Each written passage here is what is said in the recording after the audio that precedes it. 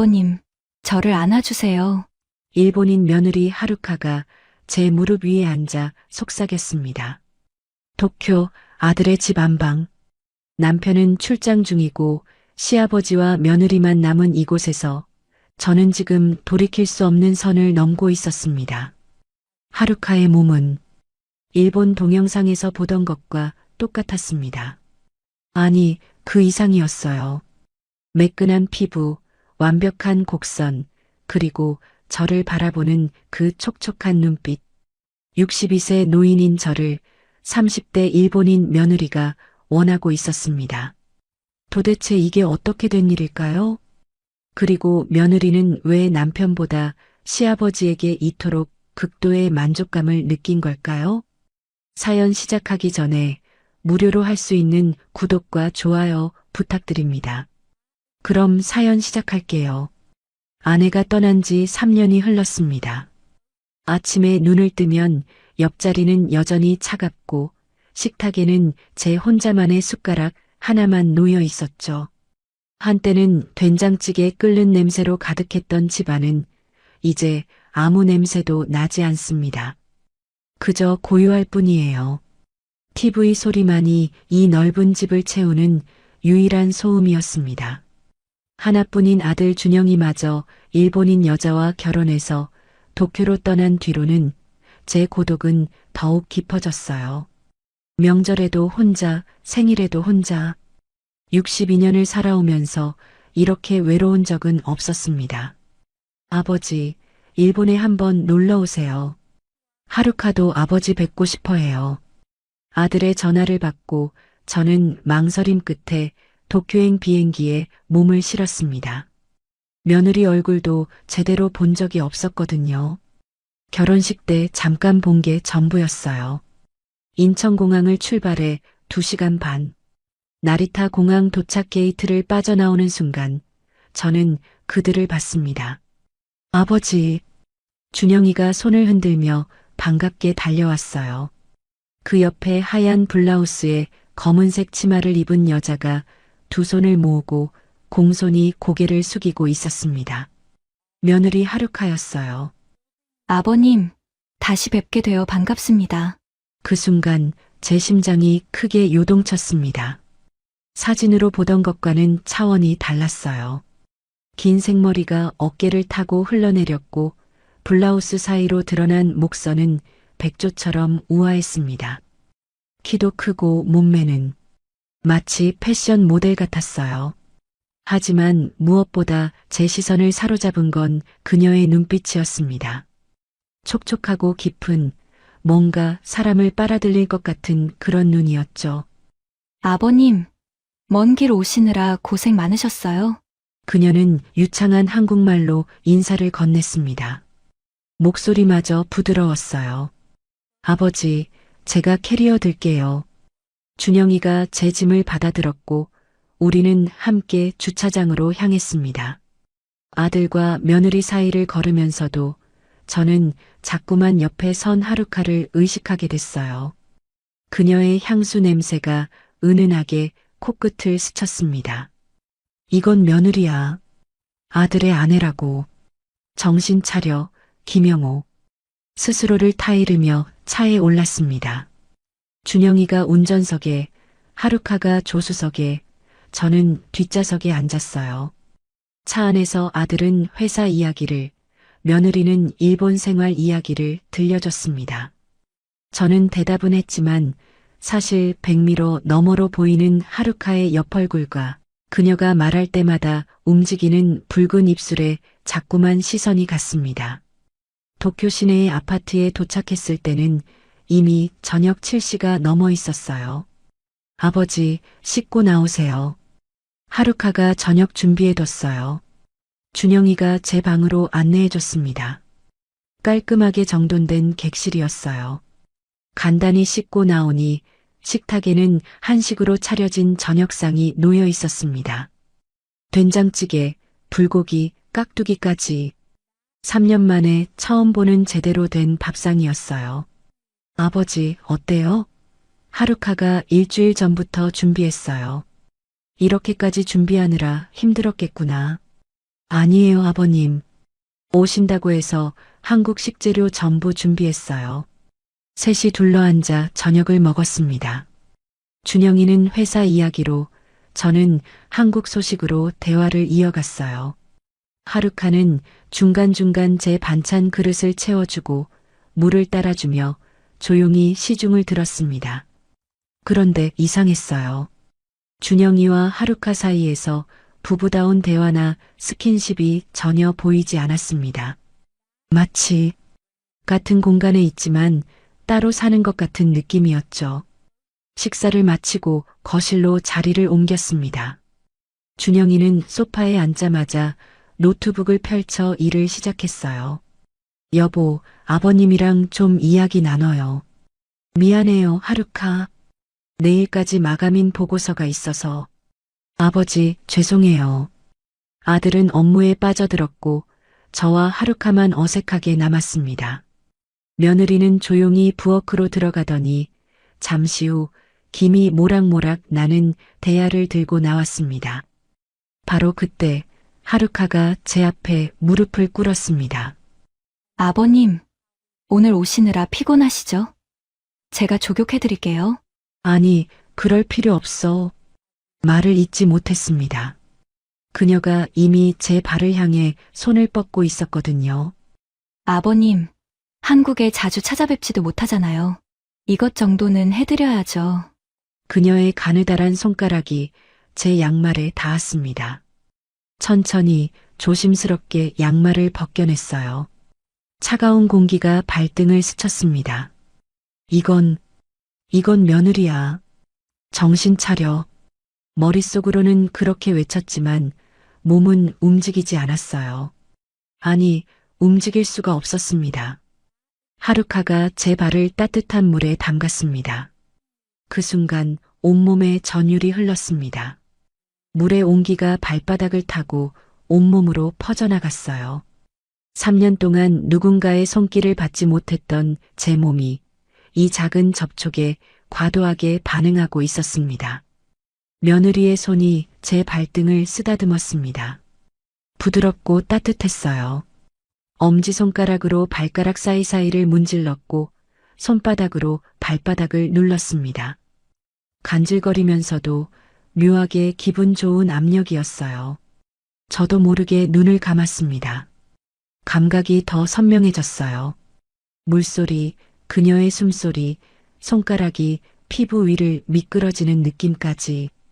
나는 지금 무슨 생각을 하는 거야? 눈을 떴습니다. 그리고 저는 그만 숨을 멈췄어요. 고개를 숙이고 제 발을 씻기는 며느리의 모습이 눈에 들어왔습니다. 길게 늘어진 생머리가 어깨를 타고 흘러내렸고 블라우스 목 언저리가 헐렁하게 벌어져 있었어요. 안쪽이 보였습니다. 하얀 피부, 쇄골의 곡선, 그리고 그 아래로 깊게 파인 가슴골까지. 시선을 돌려야 했지만 눈이 그곳에 고정되어 버렸어요. 하루카가 몸을 더 숙여 제 발목을 씻었습니다. 블라우스가 더욱 벌어졌고 가슴골이 더 선명하게 드러났습니다. 심장이 미친 듯이 뛰었습니다. 귀에서 쿵쾅거리는 소리가 들릴 정도였어요. 이건 아들의 아내야. 며느리라고. 왜 이러는 거야, 김영호. 하지만 제 몸은 정직했습니다. 3년간 억눌렸던 욕망이 한꺼번에 터져 나오는 것 같았어요. 아내가 떠난 후 단 한 번도 여자의 살결을 느껴보지 못했던 제 몸이 이 작은 접촉에 폭발적으로 반응하고 있었습니다. 불과 3미터 옆에는 준영이가 있었습니다. 노트북 화면만 뚫어지게 보며 타자를 치고 있었어요. 자기 아내가 아버지의 발을 씻겨주는 이 장면에 단 한 번도 눈길을 주지 않았습니다. 아들이 보고 있어. 정신 차려야 해. 하지만 오히려 그 사실이 더 자극적이었어요. 아들 앞에서 며느리의 손길을 받고 있다는 금기된 상황이 제 이성을 더욱 무너뜨렸습니다. 하루카의 손이 제 종아리를 타고 올라왔습니다. 천천히 부드럽게 물기가 피부 위를 흘러내렸고 그녀의 손가락이 근육을 주무르듯 눌렀어요. 아버님, 많이 뭉쳐 계시네요. 여기 좀 풀어드릴게요. 그녀의 목소리가 낮고 부드러웠습니다. 마치 속삭이는 것 같았어요. 저는 대답할 수가 없었습니다. 목구멍이 바짝 말랐고 숨쉬기조차 힘들었어요. 하루카가 고개를 들어 저를 올려다봤습니다. 그 순간 제 심장이 멎는 줄 알았습니다. 그녀의 눈빛, 촉촉하고 깊었어요. 단순히 시아버지를 대하는 눈빛이 아니었습니다. 뭔가 다른 감정이 어려 있었어요. 유혹? 아니면 외로움? 혹은 제 착각? 아버님, 시원하세요? 그녀가 물었습니다. 하지만 그 질문이 단순히 족욕에 대한 것만은 아닌 것 같았어요. 응, 고마워. 겨우 목소리를 짜냈습니다. 떨리는 목소리였어요. 하루카는 미소를 지었습니다. 그리고 다시 고개를 숙여 제 발을 정성스럽게 닦기 시작했어요. 10분이 마치 10시간처럼 느껴졌습니다. 족욕이 끝나고 그녀가 부드러운 수건으로 제 발을 하나하나 닦아줬습니다. 발가락 사이사이까지 꼼꼼하게요. 그 촉감이, 그 온기가 제 온몸을 타고 흘렀습니다. 저는 제 몸의 변화를 느꼈습니다. 3년 만에 처음 느끼는 감각이었어요.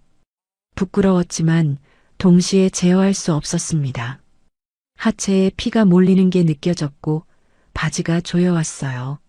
안 돼. 이러면 안 되는데. 아버님, 편히 쉬세요. 내일은 제가 도쿄 구경시켜드릴게요. 하루카가 미소를 지으며 일어났습니다. 저는 황급히 소파 쿠션을 무릎 위에 올려놓았어요. 고개를 숙이고 그녀와 눈을 마주치지 않으려 애썼습니다. 하루카는 대야를 들고 부엌으로 향했습니다. 그녀의 뒷모습을 보지 않으려 애썼어요. 저는 주먹을 꽉 쥐었습니다. 손톱이 손바닥에 파고들 정도로요. 나는 시아버지야. 62세 노인이라고. 정신 차려, 김영호. 하지만 제 몸은 거짓말을 하지 않았습니다. 여전히 심장은 뛰고 있었고 숨은 거칠었으며 하체의 반응은 가라앉지 않았어요. 단 10분간의 족욕이 제 3년간의 이성을 완전히 무너뜨려 버렸습니다. 여보, 나도 이제 그만할게요. 준영이가 노트북을 덮으며 하루카에게 말했습니다. 응, 먼저 들어가요. 나는 설거지만 하고요. 그래요, 아버지 편히 주무세요. 아들이 먼저 안방으로 들어갔습니다. 하루카는 부엌에서 설거지를 시작했고 저는 어색하게 객실로 향했어요. 객실로 들어와 침대에 누웠지만 잠이 올 리가 없었습니다. 머릿속에는 온통 며느리 하루카의 모습뿐이었어요. 그녀의 눈빛, 목소리, 몸의 곡선, 그리고 제 발을 씻기던 그 손길까지 벽 너머로 준영이와 하루카의 목소리가 들렸습니다. 대화 내용은 들리지 않았지만 톤이 차가웠어요. 무슨 다툼이라도 있는 걸까요? 나는 단지 외로운 노인일 뿐이야. 그냥 오래 여자를 못 본 거라고. 스스로를 타이르려 했지만 가슴속 깊은 곳에서는 뭔가 금지된 감정이 싹트고 있었습니다. 1시간쯤 지났을까요? 그때 노크 소리가 들렸습니다. 아버지, 주무세요? 준영이었습니다. 응, 앉았어. 들어와. 아들이 문을 열고 들어왔습니다. 피곤하고 어두운 얼굴이었어요. 아버지, 정말 죄송한데요. 지금 당장 오사카로 출발해야 할 것 같아요. 회사에서 방금 연락이 왔어요. 지금 이 밤중에? 네. 거래처 공장에 큰 사고가 났대요. 새벽 첫 차 타고 가야 해요. 최소 사흘은 걸릴 것 같아요. 정말 미안해요. 아버지 오신 김에 같이 시간 보내려고 했는데 준영은 진심으로 미안해하는 표정이었습니다. 하지만 동시에 어딘가 지쳐 보이기도 했어요. 괜찮아. 내일이 중요하지. 나야 하루카가 있으니까 걱정 마. 하루카한테 부탁했어요. 아버지 잘 모시라고. 제가 없어도 불편하지 않게 해드릴 거예요. 그럼 저 짐 싸야 해서요. 그래, 조심해서 다녀와. 아들이 황급히 나갔습니다. 곧이어 안방에서 짐 꾸리는 소리가 들렸어요. 준영이와 하루카가 나지막이 대화하는 소리도 들렸지만 여전히 차가운 톤이었습니다. 30분쯤 지났을까요? 현관문이 열리고 닫히는 소리가 들렸습니다. 준영이가 떠난 거예요. 집안이 갑자기 고요해졌습니다. 며느리와 단둘이. 사흘 동안 저는 침대에 누워 천장을 바라봤습니다. 심장이 미친 듯이 뛰었어요. 복도 너머 안방에는 하루카가 혼자 있을 겁니다. 남편이 떠나고 시아버지와 단둘이 남은 이 밤. 이성은 이건 안 되라고 말했지만 오랜 고독으로 메말라버린 제 본능은 전혀 다른 이야기를 속삭이고 있었어요. 부부 사이가 냉랭해 보이는 며느리. 그리고 3년간 여자의 손길 한 번 느끼지 못한 저. 이 집안의 감도는 묘한 긴장감을 저는 분명히 느끼고 있었습니다. 잠을 이루려 애썼지만 쉽지 않았어요.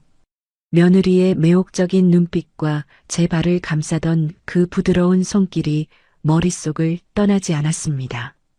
한참을 뒤척이다 겨우 얕은 잠에 빠져들었습니다. 그런데 어렴풋이 소리가 들렸습니다. 화장실 문이 닫히는 소리 같았어요. 잠결에 들려서 확실하지는 않았지만요. 시계를 보니 새벽 4시 30분이었습니다.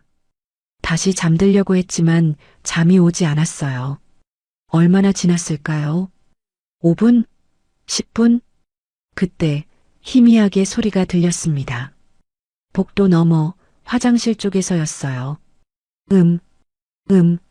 낮고 짧은 소리였습니다. 마치 누군가 억누르듯 내는 신음 같았어요. 너무 작아서 환청인가 싶었지만 귀를 기울이자 분명히 들렸습니다. 심장이 두근거렸습니다. 설마 머릿속에 어떤 상상이 스쳤지만 저는 고개를 저었어요. 아니야, 그럴 리가 없어. 단지 물소리일 거야. 하지만 그 소리는 계속됐습니다. 가늘고 떨리는 참으려 애쓰는 듯한 목소리. 숨이 막혔습니다. 이상하게도 제 몸이 반응하기 시작했어요. 3년 동안 잊고 살았던 감각이 되살아났습니다. 이건 아니야. 그냥 자야 해. 이성이 그렇게 말했지만 호기심은 억누를 수가 없었어요. 아니, 호기심이라기보다는 뭔가 더 원초적인 충동이었습니다. 한참이 지나고 화장실에서 물 내리는 소리가 들렸습니다. 안방으로 돌아가는 발소리도 희미하게 들렸어요. 저는 침대에 누워 천장을 바라봤습니다. 목이 바짝 말랐고 온몸이 뜨거웠어요. 화장실에 가야겠어. 그렇게 스스로에게 말했지만 사실 저는 알고 있었습니다. 단순히 화장실에 가는 게 아니라는 걸. 침대에서 일어났습니다. 조심스럽게 문을 열었어요. 복도는 어둠에 잠겨 있었고 안방 쪽은 조용했습니다. 하루카는 이미 잠든 모양이었어요. 발소리를 죽이며 화장실로 향했습니다. 심장이 두근거렸어요. 왜 이렇게 떨리는지 모르겠었습니다. 단지 화장실에 가는 것뿐인데 나는 그냥 물 마시러 가는 거야. 스스로에게 거짓말을 했습니다. 화장실 문을 열었어요. 손을 뻗어 불을 켰습니다. 그 순간 형광등 불빛이 화장실을 환하게 밝혔습니다. 저는 그대로 얼어붙었습니다. 세면대 구석에 뭔가 있었어요. 처음에는 뭔지 몰랐습니다. 하지만 몇 초 후 제 눈이 그것을 정확히 인식했을 때 숨이 멎었습니다. 분홍빛이 도는 실리콘 재질의 물건이었습니다. 크기는 제법 컸어요. 길이가 한 20cm는 되어 보였습니다. 형태는 남성의 그것을 그대로 본떠 만든 모양이었어요. 섬세하게 새겨진 핏줄 문양까지 생생했습니다. 여성을 위한 도구, 며느리가 외로움을 달래는 물건, 다리에 힘이 풀렸습니다. 세면대를 붙잡고 겨우 중심을 잡았어요. 이건 머릿속이 하얗게 변했습니다. 생각이 정리되지 않았어요. 하루카가 이걸 혼자서 사용한다고 가까이 다가갔습니다. 손이 떨렸어요. 심장이 터질 것 같았습니다. 바로 그때 더 충격적인 사실을 발견했습니다. 그 물건의 표면이 젖어 있었습니다. 끈적하고 투명한 액체가 그대로 묻어 있었어요. 마르지 않은 아주 최근의 흔적이었습니다. 아마도 방금 전 제가 들었던 그 신음소리를 낼 때 사용했던 것이겠죠. 손이 저절로 움직였습니다. 그 물건을 집어들었어요. 미지근한 온기가 느껴졌습니다. 며느리의 체온이 아직 남아 있었어요. 실리콘 표면은 부드러웠고 묘하게 탄력이 있었습니다. 손가락으로 표면을 훑었습니다. 끈적한 액체가 손끝에 묻었어요. 이게 며느리의 숨이 거칠어졌습니다. 온몸이 뜨거워졌어요.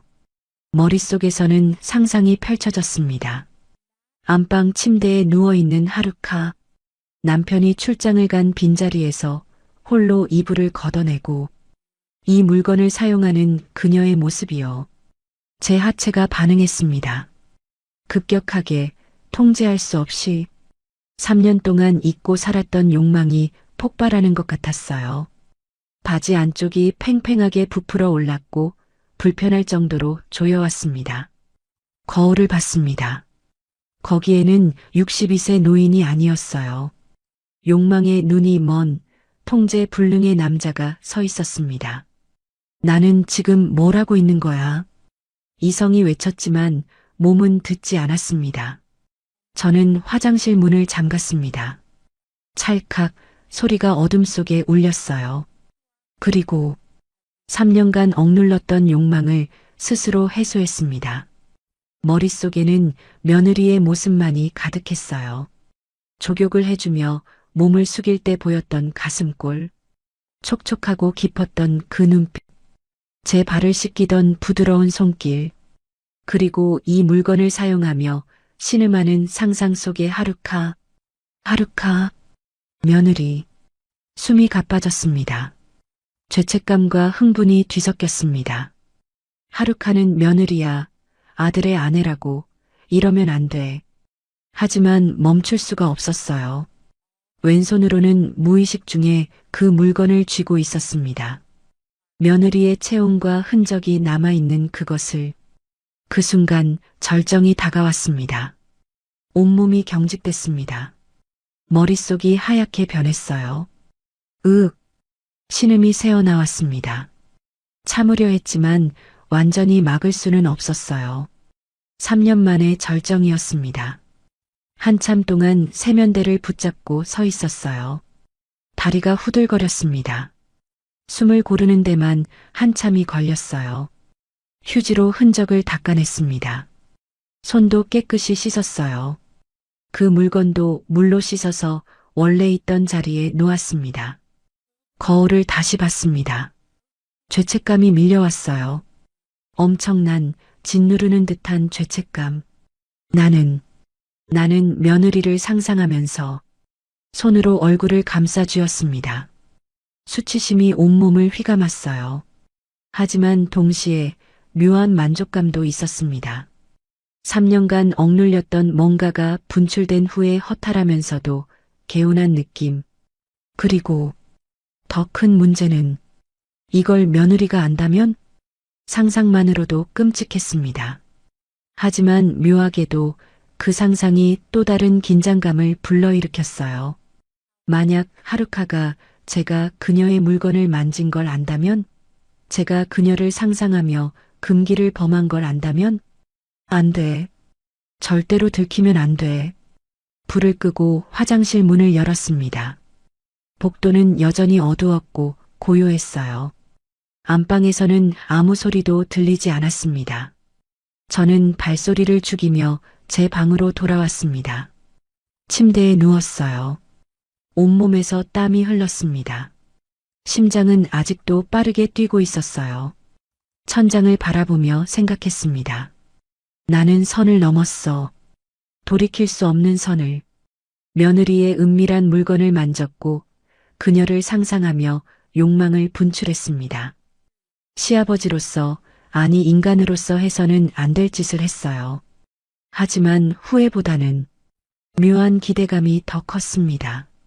앞으로 사흘, 며느리와 단둘이 이 위험한 비밀을 간직한 채 저는 하루카와 어떻게 마주해야 할까요? 잠이 오지 않았습니다. 아침 햇살이 커튼 사이로 스며들 때까지 저는 깨어 있었습니다. 며느리의 얼굴을, 그 눈빛을, 그 손길을 떠올리며 아침 햇살이 커튼 사이로 스며들었습니다. 시계를 보니 오전 9시. 평소보다 한참 늦게 일어난 거예요. 어젯밤 거의 잠을 못 잤으니 당연했습니다. 침대에서 일어나 세면을 하려는데 거울 속 제 얼굴이 보였어요. 눈가에 다크서클이 짙게 깔렸고 얼굴은 창백했습니다. 며느리를 어떻게 마주하지? 새벽에 있었던 일이 떠올랐어요. 화장실에서 발견한 그 물건, 며느리를 상상하며 저지른 일들. 수치심이 다시 밀려왔습니다. 옷을 갈아입고 방문을 열었어요. 복도를 지나 거실로 나가는데 부엌에서 소리가 들렸습니다. 아버님, 주무셨어요? 하루카의 목소리였습니다. 심장이 철렁했어요. 다리가 굳어버렸습니다. 응, 잘 잤어. 겨우 대답을 했지만 목소리가 떨렸어요. 거실로 나가자 식탁에는 아침 식사가 차려져 있었습니다. 된장국, 계란말이, 김치. 정성스러운 한식 상차림이었어요. 하루카가 앞치마를 두른 채 미소를 지으며 다가왔습니다. 아버님, 어제 많이 피곤하셨나 봐요. 늦게까지 주무셨네요. 응, 비행기 타느라 피곤했나 봐. 저는 그녀와 눈을 마주칠 수가 없었습니다.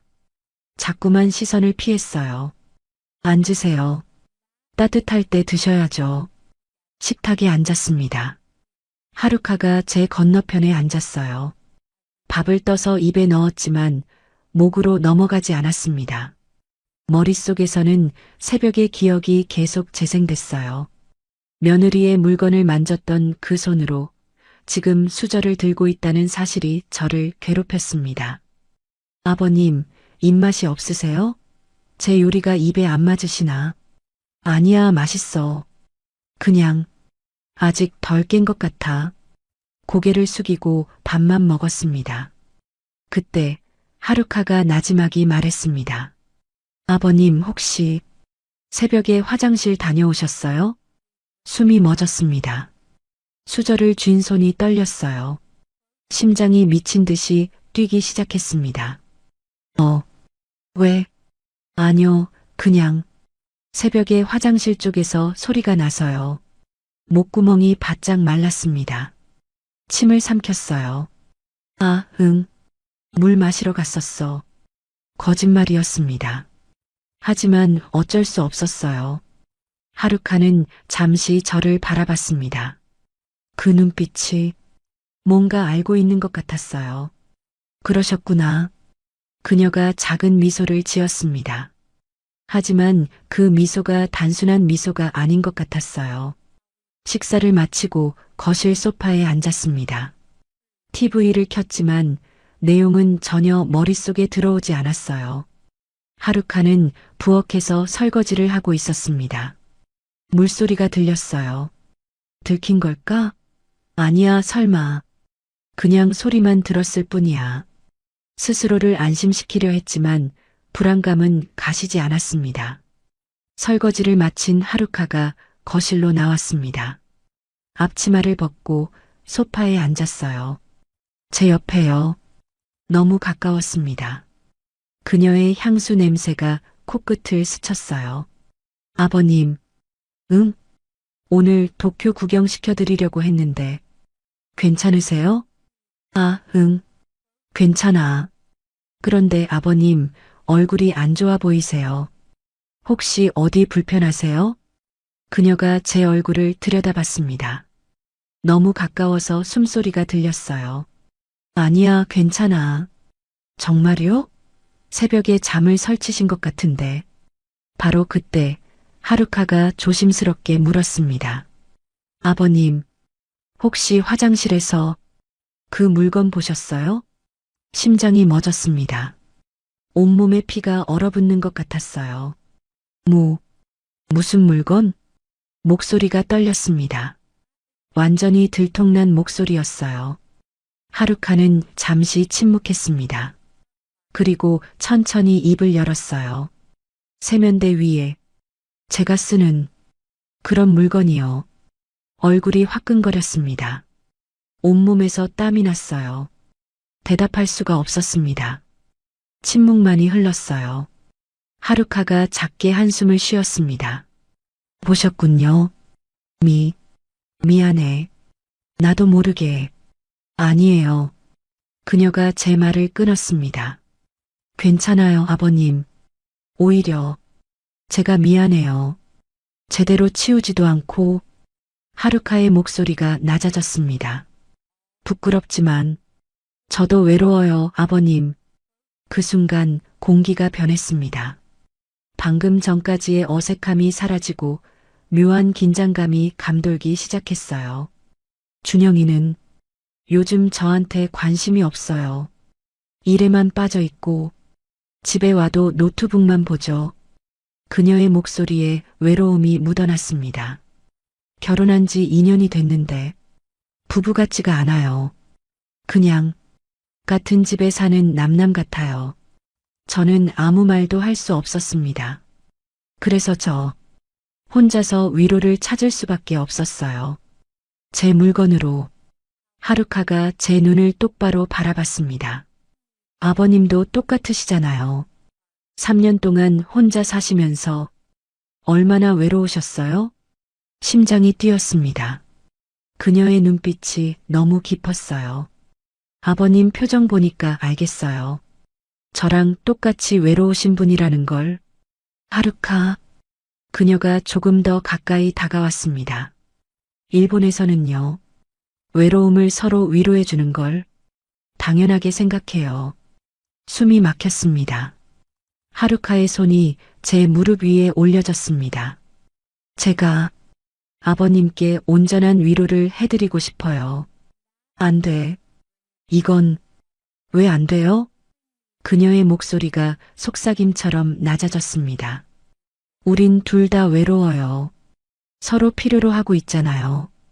바로 그 순간 하루카가 제 무릎 위에 앉았습니다. 충격이었습니다. 너무 갑작스러워서 반응할 수가 없었어요. 그녀의 체온이 느껴졌습니다. 무게감이, 향기가, 모든 것이 생생하게 전해졌어요. 아버님. 하루카가 제 얼굴을 두 손으로 감쌌습니다. 제발 저를 봐주세요. 여자로서. 그녀의 눈빛이 촉촉했습니다. 진심이 담겨 있었어요. 하루카. 이건 정말. 준영이는 절 여자로 안 봐요. 하지만 아버님은 어제부터 계속 절 그렇게 보셨잖아요. 들켰습니다. 완전히. 조격해드릴 때 아버님 눈빛 봤어요. 저를 원하고 계셨어요. 부정할 수 없었습니다. 사실이었으니까요. 저도 아버님을 느꼈어요. 제 손을 잡아주실 것만 같았어요. 하루카의 얼굴이 가까워졌습니다. 이건 잘못된 거야. 나는 내 시아버지고. 그래서 더 좋아요. 그녀가 속삭였습니다. 금지된 거니까. 더 간절한 거예요. 제 이성이 무너지기 시작했습니다. 3년간의 고독, 며느리의 유혹, 그리고 새벽에 느꼈던 그 욕망. 모든 것이 한꺼번에 밀려왔습니다. 하루카. 제 손이 떨리며 그녀의 허리에 올려졌습니다. 그 순간 선이 무너졌습니다. 돌이킬 수 없는 선을. 하루카가 미소를 지었습니다. 승리한 듯한 그러면서도 외로움이 묻어나는 미소였어요.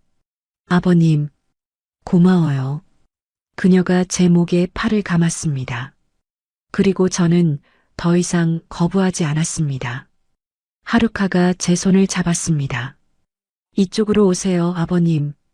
그녀가 저를 이끌었어요. 복도를 지나 안방으로. 심장이 미친 듯이 뛰었습니다. 다리가 떨렸어요. 하지만 멈출 수 없었습니다. 안방 문이 열렸습니다. 깔끔하게 정돈된 침대가 보였어요. 준영이와 하루카의 침대. 아들 부부의 공간. 이건 정말 안 되는 건데. 마지막 이성이 외쳤지만 하루카가 제 손을 더욱 꽉 쥐었습니다. 아버님, 괜찮아요. 여기는 이제 제 공간이에요. 준영이 것이 아니라. 그녀가 저를 침대 가장자리에 앉혔습니다. 하루카가 제 앞에 섰어요. 천천히 블라우스 단추를 풀기 시작했습니다. 하나, 둘, 셋. 쇄골이 드러났습니다. 어제 족욕때 본 그 하얀 피부가 이제 더 선명하게 보였어요. 숨을 쉴 수가 없었습니다. 블라우스가 바닥에 떨어졌습니다. 그 순간 저는 모든 이성을 잃었습니다. 3년간 억눌렸던 모든 것이 폭발했어요. 저도 모르게 하루카를 끌어당겼습니다. 그녀가 제 품에 안겼어요. 따뜻했습니다. 부드러웠어요. 살아있는 여자의 체온이 느껴졌습니다. 아버님, 하루카가 제 귓가에 속삭였습니다. 저를 안아주세요. 더 이상 참을 수 없었습니다. 입술이 맞닿았습니다. 처음에는 조심스럽게, 그리고 점점 더 격렬하게. 하루카도 적극적으로 반응했어요. 제 목에 팔을 감고 저를 침대 쪽으로 밀어냈습니다. 침대에 누웠습니다. 하루카가 제 위에 올라탔어요. 아버님, 오래 기다리셨죠? 그녀의 목소리가 달콤했습니다. 저도 어제부터 계속 생각했어요. 아버님을. 거짓말 같았습니다. 하지만 지금은 진실이 중요하지 않았어요. 서로의 옷이 벗겨졌습니다. 급하게, 서투르게. 62세 노인의 몸이 부끄러웠지만 하루카는 개의치 않는 것 같았어요. 아버님, 제가 원하는 건 이런 거예요. 그녀가 제 손을 이끌었습니다. 자신의 몸 위로. 부드러운 곡선, 따뜻한 체온, 뛰는 심장 소리. 모든 것이 생생했습니다. 바로 그때 하루카가 몸을 움직이기 시작했습니다. 천천히, 그리고 점점 더 격렬하게. 아, 하루카의 입에서 신음이 흘러나왔습니다. 새벽에 화장실에서 들었던 그 소리. 하지만 지금은 훨씬 더 크고 생생했어요. 아버님, 좋아요. 흥분이 고조되자 그녀의 입에서 일본어가 섞여 나오기 시작했습니다. 감정이 격해질수록 모국어가 튀어나오는 모양이었어요. 그 낯선 언어가 오히려 더 자극적으로 느껴졌습니다. 하루카, 제 목소리도 거칠어졌어요. 온몸이 뜨거웠습니다. 땀이 흘렀어요. 침대 시트가 젖어갔습니다. 하루카의 움직임이 빨라졌습니다. 아버님, 아버님. 그녀가 제 이름을 부르듯 중얼거렸어요. 저도 그녀를 더 세게 끌어안았습니다. 얼마나 시간이 흘렀을까요? 그 순간 하루카의 몸이 격렬하게 떨렸습니다. 억눌렀던 감정이 터져 나오듯 큰 소리가 흘러나왔고 그녀가 절정에 이르렀어요. 저도 그 순간을 함께했습니다. 온몸이 경직됐다가 한꺼번에 풀어졌습니다. 하루카가 제 가슴에 쓰러졌습니다. 거친 숨소리만이 방 안을 채웠어요. 한참을 그렇게 누워 있었습니다. 하루카가 먼저 입을 열었습니다. 아버님, 정말 좋았어요. 나도. 준영이는 이렇게 해준 적이 없어요. 그녀가 제 가슴에 얼굴을 묻었습니다. 결혼하고 처음 몇 달은 그래도 관심을 가져줬어요. 하지만 1년쯤 지나니까 아예 저를 안 봐요. 외로움이 묻어났습니다. 밤에도 등을 돌리고 자요. 제가 손을 잡으려고 하면 피곤하다고 뿌리쳐요. 하루카. 그래서 저 혼자 그 물건으로 위로받았어요. 매일 밤 가슴이 아팠습니다. 며느리의 외로움이 제 외로움과 똑같았으니까요. 아버님도 그러셨죠? 3년 동안. 응. 아내가 떠나고 단 한 번도. 알아요. 어제 조교해드릴 때 아버님 몸의 반응 느꼈어요. 얼굴이 화끈거렸습니다. 부끄러워하지 마세요. 자연스러운 거예요. 하루카가 일어나 앉았습니다. 땀에 젖은 머리카락이 어깨를 타고 흘러내렸어요. 우리 서로 위로해주면 안 돼요? 준영이 돌아올 때까지만이라도. 하루카, 이건 잘못된 거라는 거 알아요. 하지만 그녀가 제 손을 잡았습니다. 전 이미 아버님 없이는 못 견딜 것 같아요. 며칠 후면 준영이가 돌아올 것입니다. 그러면 이 모든 게 끝나야 해요. 하지만 지금 이 순간만큼은. 알았어. 제가 대답했습니다. 우리 서로 위로하자. 하루카가 미소를 지었습니다. 그리고 다시 제 품에 안겼어요. 고마워요, 아버님.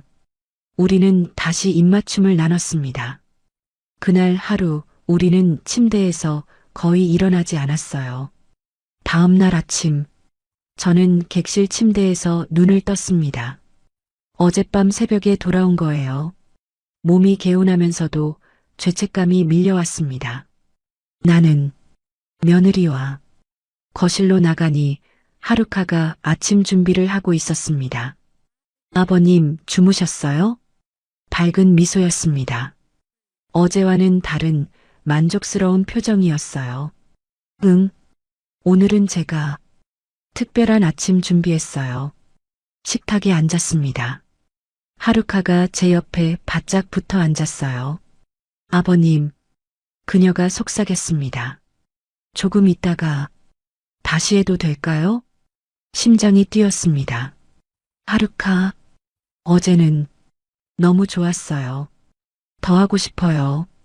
그녀의 손이 테이블 아래로 내려와 제 무릎을 만졌습니다. 안방에서 다시 저는 고개를 끄덕였습니다. 이미 선을 넘었으니 돌아갈 수는 없었으니까요.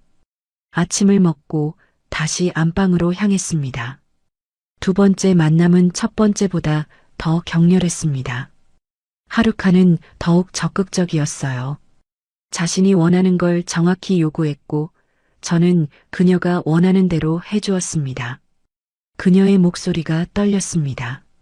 만족스러운 한숨이 새어나왔어요. 땀이 흘렀습니다. 침대 시트가 다시 젖었어요. 하루카의 신음소리가 점점 커졌습니다. 아버님, 갈 것 같아요. 바로 그 순간 하루카의 몸이 경련하듯 떨렸습니다. 그리고 침대 시트가 급격히 젖어들었습니다. 처음에는 뭔지 몰랐어요. 하지만 곧 깨달았습니다. 하루카가 극도의 만족감에 이른 거였어요. 아버님, 쳐다보지 마세요. 그녀가 부끄러워하며 얼굴을 가렸습니다. 괜찮아. 저는 그녀를 안아주었습니다.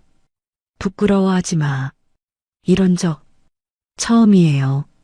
준영이랑 할 때는 한 번도. 하루카가 울먹였습니다. 아버님이 제대로 해주셔서 저는 묘한 자부심을 느꼈습니다. 62세의 늙은 남자인 제가 며느리에게는 남편보다 나은 존재였다는 것. 그날 하루 우리는 여러 번 만남을 가졌습니다. 거실에서, 안방에서, 심지어 욕실에서까지 금기를 범하고 있다는 사실이 오히려 우리를 더욱 흥분시켰습니다. 주말이 지나갔습니다. 준영이가 돌아오기까지 하루 남았습니다. 일주일이 지났습니다. 오늘은 제가 한국으로 돌아가는 날이에요. 준영이는 어제 오사카에서 돌아왔지만 바로 회사로 출근했습니다. 아침 일찍 나가서 저녁 늦게 들어오는 생활. 하루카와 마주칠 시간조차 없었어요. 그 덕분에 저와 하루카는 마지막 밤까지도 함께할 수 있었습니다. 아버님, 정말 가세요? 하루카가 제 짐을 싸는 걸 지켜보며 물었습니다. 응, 비행기 시간이 있으니까. 아쉬워요. 그녀의 목소리에 진심 어린 아쉬움이 묻어났습니다. 지난 일주일은 꿈만 같았습니다. 며느리와 금기를 넘었고 서로의 외로움을 채워주었어요. 죄책감은 있었지만 그보다 더 큰 만족감이 있었습니다. 62세의 늙은 몸이었지만 하루카는 진심으로 저를 원했어요. 준영이보다 더, 그 어떤 남자보다 더. 아버님, 하루카가 제 손을 잡았습니다. 다음에 또 오실 거죠? 글쎄, 그건 제발이요. 저 아버님 없이는 다시 예전처럼 못 견딜 것 같아요. 그녀의 눈빛이 간절했습니다. 준영이는 여전히 저를 안 봐요. 어젯밤에도 돌아와서 바로 잠들었어요. 저한테 말 한마디 없이. 가슴이 아팠습니다. 하루카, 아버님이 계셨던 이 일주일이 제 인생에서 가장 행복했어요. 저도 그랬습니다. 3년간의 고독이 완전히 사라진 일주일이었으니까요. 다시 올게. 제가 대답했습니다. 하루카가 미소를 지었습니다. 아니면 제가 한국으로 찾아뵐게요, 아버님. 그 순간 묘한 기대감이 밀려왔습니다. 며느리가 한국에 온다면, 아들 없이 단둘이 만날 수 있다면, 그래, 그렇게 하자. 하루카가 제 품에 안겼습니다. 고마워요, 아버님. 우리는 마지막 포옹을 나눴습니다. 오후 2시, 공항으로 가야 할 시간이었어요. 준영이는 회사 일이 있어서 못 온대요. 제가 아버님 모셔다 드릴게요. 하루카가 차 키를 들었습니다. 차에 올랐습니다. 하루카가 운전석에, 저는 조수석에 앉았어요. 도쿄 시내를 빠져나갔습니다. 고속도로로 진입했어요. 창밖 풍경이 빠르게 지나갔습니다. 이제 1시간 반쯤 있으면 공항에 도착할 거예요. 그러면 모든 게 끝나는 겁니다. 한국으로 돌아가면 이 일주일은 꿈이 될 거예요. 금지된 꿈. 아버님. 하루카가 조용히 불렀습니다. 응? 지금 아버님이랑 마지막이라는 생각하니까 너무 아쉬워요. 나도 마찬가지야. 바로 그때 하루카가 갑자기 핸들을 꺾었습니다. 차가 고속도로 갓길로 빠져나갔어요. 하루카가 차를 세웠습니다. 한적한 갓길이었어요. 주변에는 차도 별로 없었습니다. 하루카? 그녀가 저를 돌아봤습니다. 눈빛이 뜨거웠어요. 아버님, 떠나시기 전에 마지막으로 깊은 위안을 드리고 싶어요. 심장이 뛰었습니다. 여기서? 지금? 네. 참을 수가 없어요. 하루카가 운전석 시트를 뒤로 밀었습니다. 그리고 저의 바지 쪽으로 몸을 숙였습니다. 하루카, 이건 괜찮아요, 아버님. 여기 아무도 안 봐요. 그녀의 손이 제 바지 벨트에 닿았습니다. 마지막 선물이에요. 그 순간 저는 모든 이성을 잃었습니다. 한적한 도로, 고속도로 갓길, 차 안. 이 위험하고 금기된 상황이 오히려 저를 더욱 흥분시켰습니다. 하루카가 몸을 숙였습니다. 그리고 입으로 저를 위로하기 시작했습니다. 신음이 새어나왔습니다. 3년간 느껴보지 못한 감각이었어요. 따뜻하고 부드럽고 자극적이었습니다. 하루카는 정성스럽게 마치 마지막이라도 되는 듯 헌신했어요. 창밖으로는 가끔 차들이 지나갔습니다. 혹시 누가 볼까봐 긴장됐지만 그 긴장감이 오히려 흥분을 더했어요. 하루카. 제 손이 그녀의 머리카락을 쓰다듬었습니다. 시간이 얼마나 지났을까요? 점점 절정이 다가왔습니다. 하루카. 이제. 하루카는 멈추지 않았습니다. 오히려 더 정성스럽게. 바로 그 순간 절정이 왔습니다. 온몸이 경직됐어요. 하루카는 저의 그것을 삼켜주었습니다. 한참 후 그녀가 고개를 들었습니다. 입가를 닦으며 미소를 지었어요. 아버님, 제 마지막 선물 마음에 드셨어요? 얼굴이 화끈거렸습니다. 하지만 동시에 엄청난 만족감이 밀려왔어요. 제가 드릴 수 있는 최고의 작별 인사예요. 그녀가 제 손을 잡았습니다. 한국 가서도 저 잊지 마세요. 저는 고개를 끄덕였습니다. 하루카가 다시 운전석에 앉았습니다. 차는 다시 도로로 진입했어요. 남은 시간 동안 우리는 말없이 달렸습니다. 나리타 공항에 도착했습니다. 차에서 내렸어요. 하루카도 함께 내려 제 캐리어를 꺼내주었습니다. 아버님, 응, 꼭 다시 만나요. 그래. 우리는 포옹했습니다. 공항 앞 사람들이 오가는 곳에서. 하지만 우리에게는 그저 시아버지와 며느리의 작별 인사로 보였을 거예요. 포옹을 풀며 하루카가 제 귓가에 속삭였습니다. 다음에는 제가 한국으로 찾아갈게요, 아버님. 그때는 더 오래 함께해요. 그 말이 약속처럼 들렸습니다. 아니, 경고처럼 들렸어요. 이 금지된 관계가 계속될 거라는. 잘 가, 하루카. 네, 아버님. 조심히 가세요. 저는 공항 안으로 들어갔습니다. 돌아보니 하루카가 손을 흔들고 있었어요. 비행기에 올랐습니다. 창가 자리에 앉아 도쿄 하늘을 바라봤습니다. 일주일간의 기억이 주마등처럼 스쳐 지나갔어요. 족욕, 화장실의 물건, 며느리의 유혹, 침대에서의 만남들, 그리고 방금 전 차 안에서의 마지막 순간까지 죄책감이 밀려왔습니다. 아들에게, 준영이에게 미안했어요. 하지만 후회는 하지 않았습니다. 3년간의 외로움이 채워졌고 며느리도 행복해했으니까요. 비행기가 이륙했습니다. 도쿄가 멀어졌어요. 하지만 저는 알고 있었습니다. 이게 끝이 아니라는 걸. 하루카는 꼭 한국으로 올 거예요. 그리고 우리는 다시 만날 겁니다.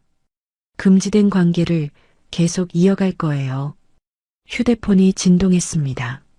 문자 메시지가 왔어요. 하루카였습니다. 아버님, 벌써 보고 싶어요. 다음 달에 한국 갈게요. 기다려주세요. 사랑해요. 며느리가 시아버지에게 보내는 말. 저는 답장을 보냈습니다. 나도 기다릴게. 창밖으로 구름이 흘러갔습니다. 저는 새로운 고독 속으로 돌아가고 있었어요.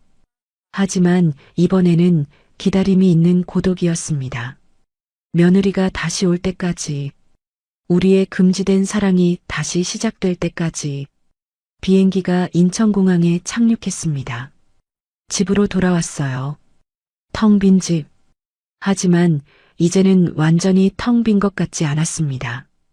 핸드폰에 저장된 하루카의 사진, 문자 메시지, 그리고 한 달 후의 약속. 저는 달력을 펼쳤습니다. 그리고 다음 달 날짜에 동그라미를 쳤어요. 며느리가 오는 날, 다시 시작될 금기의 날. 여러분, 외로움은 사람을 변하게 합니다. 평생 지켜온 도리도 외로움 앞에서는 무너지고 맙니다. 여러분이라면 어떻게 하셨을까요? 댓글로 여러분의 생각을 들려주세요. 다음 이야기가 궁금하시다면 구독과 좋아요 부탁드립니다.